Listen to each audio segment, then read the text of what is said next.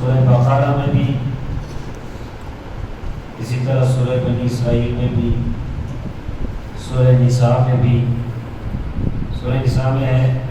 وَاعْبُدُوا اللَّهَ وَلَا تُشْرِكُوا بِهِ شَيْئًا وَبِالْوَالِدَيْنِ إِحْسَانًا، اور اللہ کی عبادت کرو، اس کے ساتھ کسی کو شریک نہ ٹھہراؤ، اور ماں باپ کے ساتھ بھلائی کرو۔ تو اگر ہم دیکھیں والدین کے ساتھ بھلائی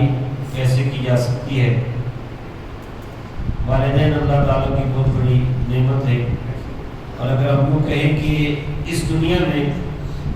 سب سے زیادہ محترم جو تعلق اور رشتہ ہے دنیاوی لحاظ سے، ہمارے معاملات کے لحاظ سے، تو سب سے اہم محترم اور قیمتی رشتہ وہ ماں باپ کا ہے۔ دنیاوی نعمتوں میں سے یہ سب سے بڑی نعمت ہے ماں باپ، اور اسی لیے صحابہ کرام علیہ رضوان جب نبی کریم صلی اللہ علیہ وسلم پر واری واری جاتے تھے اور اپنی محبت کا اظہار کرتے تھے تو وہ یہ کہا کرتے تھے بھی ابھی انت و امی، یا رسول اللہ صلی اللہ علیہ وسلم میرے ماں باپ آپ پر قربان، اگر اس سے بڑھ کر کوئی اور قیمتی شے ہوتی تو اس کا ذکر کرتے یا رسول اللہ وہ سب کچھ آپ پہ قربان۔ تو سب سے جو قیمتی رشتہ ہے دنیا کے رشتوں میں، اس لیے دنیا کا کہہ رہا ہوں کیونکہ آقا دو عالم صلی اللہ علیہ وسلم وہ ذات ہے کہ جن کے بارے میں ہم کہتے ہیں کہ کروں تیرے نام پہ جہاں فدا، نہ بس ایک جہاں دو جہاں فدا، تو جہاں سے بھی نہیں جی برا کرو کیا کروڑوں جہاں میں۔ یہاں اس حوالے سے بات جو کہ نہیں ہو رہی، میں دنیاوی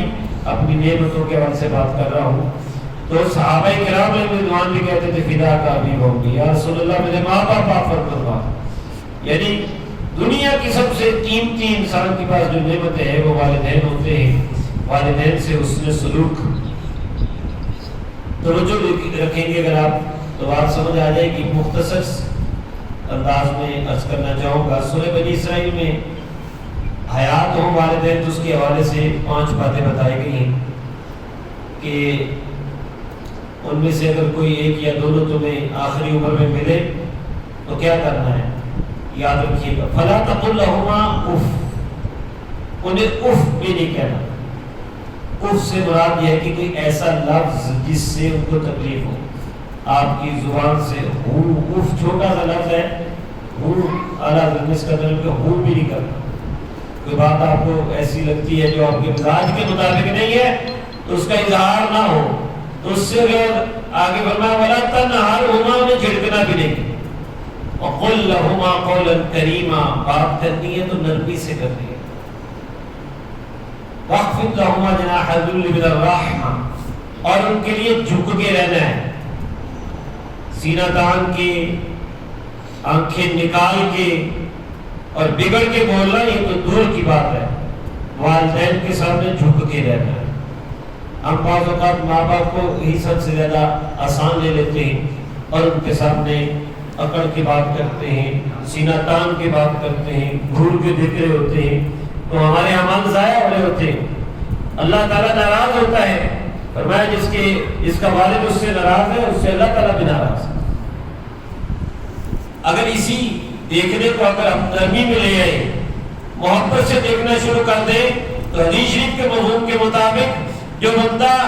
محبت کی نگاہ سے اپنے ماں باپ کو دیکھے گا اسے مقبول حج کا اللہ تعالیٰ ثواب عطا فرمائے گا، ایک دن میں جتنی مرتبہ بھی دیکھے۔ تو اس لیے یہ بات، اور آخری جو اس سورہ بنی اسرائیل میں بتائی گئی وَقُلْ رَبِّ ارْحَمْهُمَا كَمَا رَبَّيَانِي صَغِيرًا، اور ان کے لیے دعا کیا کرو اے میرے پروردگار ان دونوں پر رحم فرما جیسا کہ انہوں نے بچپن میں میری تربیت کی۔ اب یہاں پر اکنالج کرایا گیا ہے،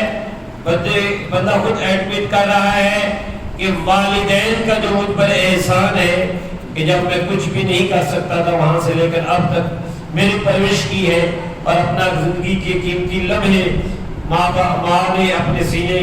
کی خوراک اور خون سینچ کے مجھے دودھ پلایا، باپ نے محنتیں کر کے مجھے پالا پوسا ہے، مولا کریم تو ان دونوں پر رحم فرما۔